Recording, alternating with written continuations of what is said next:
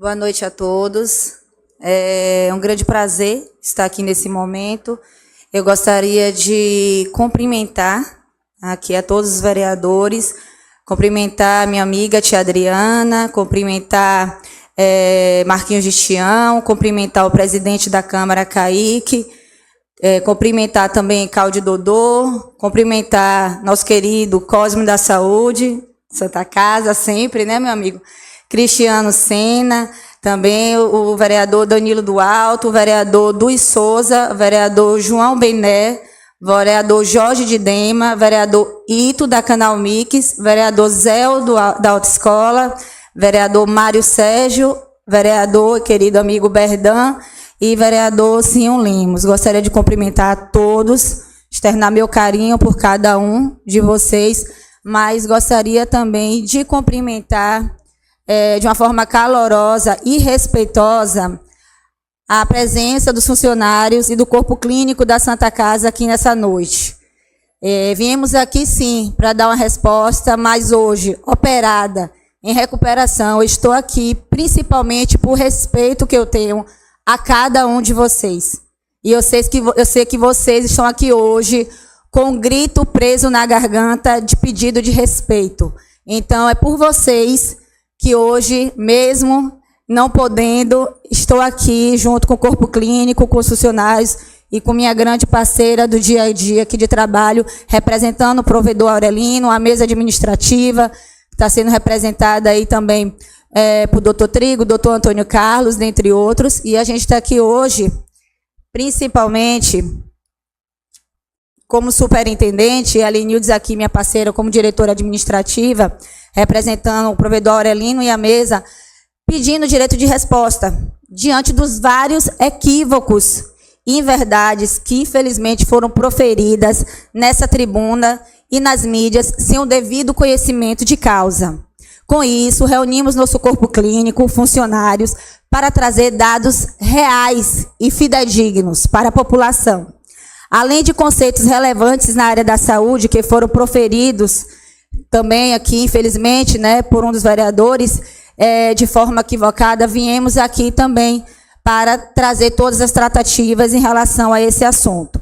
Então, antes de concluir a minha fala, eu peço para que o corpo clínico da Santa Casa, e aqui eu peço, mesmo que não esteja, né, na fala, no pedido de fala, eu gostaria de convidar para se fazer presente junto ao doutor Marcos e a doutora Jussara, que vai estar falando, o doutor Trigo, doutor Antônio Carlos, que compõe, né, e doutor Delmar, que compõe o corpo clínico da Santa Casa, fazem parte da mesa e compõe o corpo clínico. Então, doutor Delmar, doutor Antônio Carlos e doutor Trigo, se vocês puderem se fazer presente aqui junto à doutora Jussara e a doutor Marcos, eu agradeço, mesmo que sem o poder de fala.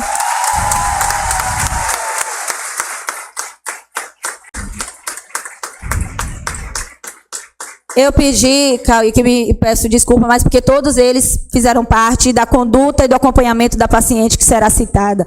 Então, mesmo que eles não falem, seria importante eles estarem aqui, para quando for falado da equipe, saberem que todos três, além dos que vão falar aqui, estiveram o tempo todo acompanhando o caso que foi citado. Então, vou passar a palavra para Marcos, aí no final eu concluo a minha fala. Boa noite, saudações a todos, e eu faço a palavra da superintendente Ludmila. Eu cumprimento a todos em nome de Kaique Barbosa, o presidente dessa mesa. Infelizmente, nós hoje estamos aqui reunidos por uma situação que não deveríamos estar aqui reunidos. Inverdades, né, faladas sobre uma situação que aconteceu dentro de nossa casa. Quando eu digo nossa casa, é porque a Santa Casa é a nossa casa. É o maior instrumento de saúde junto ao Hospital Regional de Santo Antônio de Jesus dentro da nossa região. Hoje nós atendemos 23 municípios que se somam quase 500 mil pessoas. Então é injusto termos que estar aqui defendendo quando algo, por acaso, tem um desfecho negativo. Porque na medicina existem sim desfechos negativos. Infelizmente, mesmo com todo o respeito, tá, ao esposo da paciente que aqui foi citada, todo respeito por ele, por nesse momento de pai, né, por um momento em que a esposa dele está, além de fragilizada num pós-parto, ainda está fragilizada por um procedimento cirúrgico que teve que ser submetida, ele infelizmente, ele foi infeliz nas falas que ele proferiu aqui, não posso acatar o que ele falou, porque ele fere gravemente os profissionais de saúde que lá estão trabalhando de forma muito séria e muito correta, tá? E fere a Santa Casa de Misericórdia de Santo Antônio de Jesus. A paciente em questão, em nenhum momento ficou desassistida. Eu, inclusive, pessoalmente, estive com ela por pelo menos 4 dias consecutivos, como outros colegas que aqui estão. Eu poderia citar o nome de pelo menos 5 médicos que estiveram com essa paciente. Ela em nenhum momento ficou desassistida. Em nenhum momento a Santa Casa de Misericórdia, ela se negou a dar assistência, inclusive em determinados momentos, realizando exames de alta complexidade, tá? Que não são disponíveis de forma fácil para a gente. E no momento de maior dificuldade, em um momento de maior instabilidade clínica, um leito de UTI foi disponibilizado para essa paciente. Se em uma UTI eu tenho um médico de 24 horas de plantão, é completamente infundado por esse senhor falar que essa paciente não foi vista por nenhum médico. Continuo ainda dizendo o seguinte, é mais ainda infundado para mim ele dizer que essa paciente ficou desassistida, sendo que na quinta-feira, pós-procedimento e pós ter sido assistida junto à UTI, ela evolui com uma curva de melhora importante para todos nós. Infelizmente, pós-cesárea, eu vou ter que falar alguns dados, sei que nosso tempo é curto, mas pós-procedimentos cirúrgicos, incluindo cesárea, as pacientes elas podem evoluir com uma entidade clínica chamada ilioparalítico. Essa entidade clínica é o momento em que, por algum motivo, normalmente por manipulação, como num procedimento cirúrgico, essa paciente para de ter uma disfunção ou tem uma paralisia dos intestinos, causando então uma intensa distensão abdominal, que foi o que aconteceu com essa paciente em um primeiro momento. Em nenhum momento esse diagnóstico foi excluído do prontuário dela, desde que alguns dados relevantes não vão poder ser aqui relatados, porque o prontuário é um direito jurídico da paciente. Contudo, essa paciente com esse diagnóstico de ilho paralítico foi extremamente bem acompanhada. Ela teve diagnóstico realizado e teve sim melhora clínica após as condutas clínicas baseadas no que foi visto. Infelizmente, a paciente ela cursa novamente com uma piora do quadro clínico e no sábado, mesmo sem medir esforços, a Santa Casa conseguiu que essa paciente fosse operada junto ao Hospital Regional de Santo Antônio de Jesus. Não porque a Santa Casa era incabível de fazer isso, mas porque lá ofereceria sim um acompanhamento melhor. E nesse momento, o que é importante sempre é a vida da paciente. Então essa paciente ela foi sim levada ao Hospital Regional de Santo Antônio de Jesus, onde foi evidenciada uma laceração de bexiga. Puxa, doutor Marcos, uma laceração de bexiga? Sim, uma laceração de bexiga. Eu posso inclusive desafiar qualquer um, o Google está aí disponível. Pode entrar e olhar. A incidência de laceração de bexiga dentro de um procedimento cirúrgico, incluindo cesáreas, chega de 1 a 10%. É ruim, é o que a gente quer? Não. Mas eu tenho diversos cirurgiões aqui que sabem que isso é passível. Só é cabível de cometer um tipo de erro como esse, de você fazer uma laceração de bexiga, apenas quem opera. Quem não opera não tem como passar por um procedimento e acontecer um equívoco como esse. Infelizmente, essa paciente deixou de ficar aos nossos cuidados e ficou no Hospital Regional de Santo Antônio de Jesus, mas já encontra-se em casa e com a saúde preservada. Dando ainda continuidade à minha fala, não sei se ainda tem um pouco mais de tempo, Ludi. 5 segundos. Acho que eu gostaria ainda de citar um pouquinho, tá, sobre o caso, tá, que nós tivemos também citado aqui nessa casa, de uma paciente que veio a óbito. Eu poderia fazer uma pergunta muito simples para todos aqui. Muito simples, muito simples. Quantos óbitos maternos tem Nazaré? Quantos óbitos maternos tem Castro Alves? Quantos óbitos maternos tem Aratuípe? Quantos óbitos maternos tem Santa Terezinha? Nenhum. Mas por que não tem nenhum? Porque todo mundo vem para a Santa Casa de Misericórdia de Santo Antônio de Jesus. Todas as pacientes graves...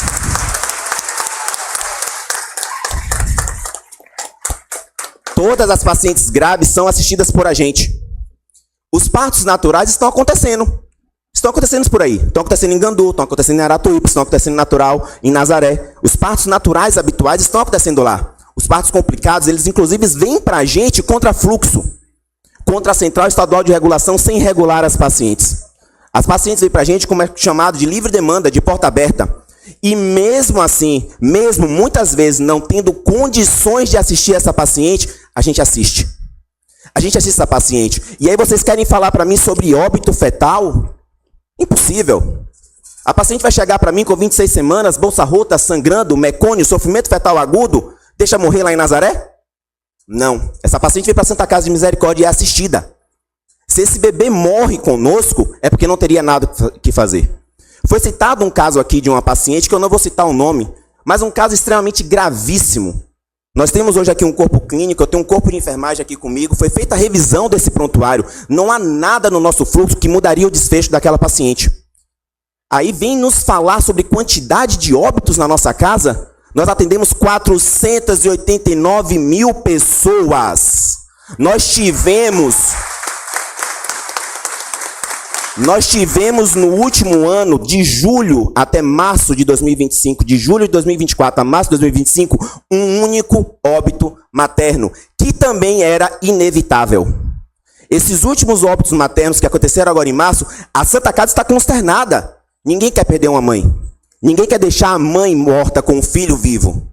A Santa Casa está consternada. Todos nós ficamos em luto. Não estou vendo aqui agora. Eu estava no dia, infelizmente não estou reconhecendo, todo o corpo clínico de enfermagem, assistencial, médicos, todos estavam na UTI em prantos, porque estava morrendo ali uma mãe. Era inevitável, não tinha que ser feito. Infelizmente, a paciente ela fez um choque hipovolêmico, que eu posso deixar um pouco mais claro, é quando, infelizmente, há uma externalização profusa de sangue por um procedimento pós-cesárea, uma paciente grave, hipertensa gestacional, não diagnosticada, não acompanhada de forma correta na atenção básica de saúde. E essa paciente que vem para a gente, essa paciente que chega na nossa casa, com pré-natal totalmente desatualizado.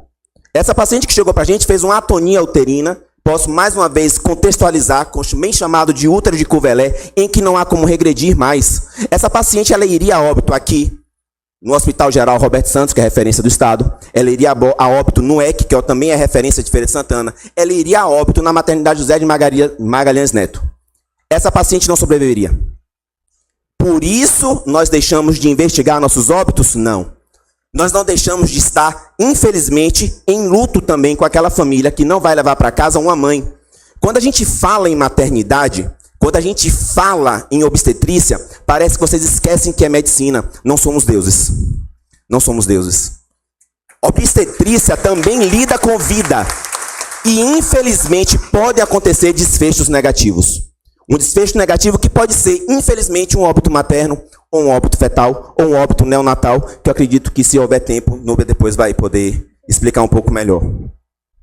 Então, fechando, os óbitos maternos que nós temos na nossa casa não são por desassistência. Isso eu posso garantir. Isso eu posso garantir. Não são por desassistência, porque eu estou vendo aqui na plateia diversas enfermeiras que saem extenuadas de nossos plantões. Extenuadas.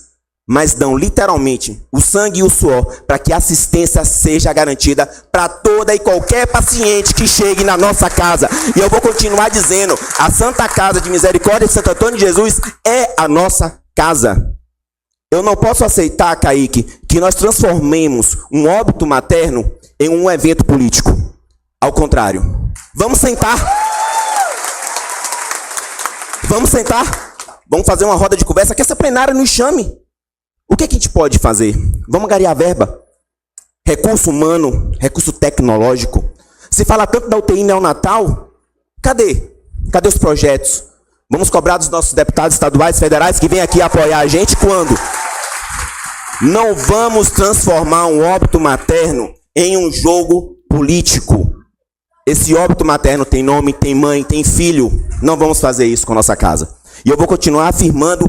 Várias vezes eu já falei aqui na minha fala, a nossa casa, a Santa Casa de Misericórdia de Santo Antônio de Jesus é a nossa casa, ela representa toda a população dessa cidade e de mais outros 22 municípios. E de mais outros 22 municípios.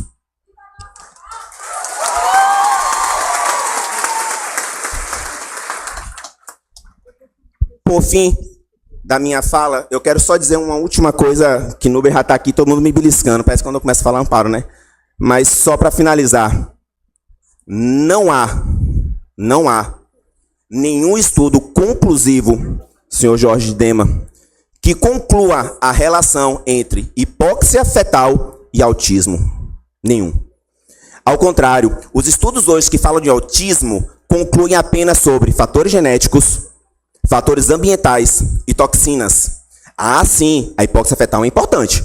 Não estou aqui desconsiderando isso. Mas a gente também não pode, senhor Jorge Dema, ser um formador de opinião.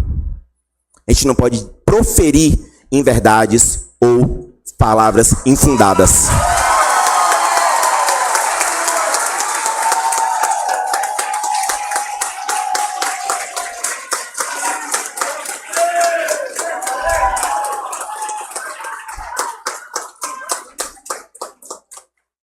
E agora, para encerrar, eu gostaria de ouvir uma palavra muito importante ali na plateia, que foi respeito. Por favor, respeitem doutora Débora Cruz.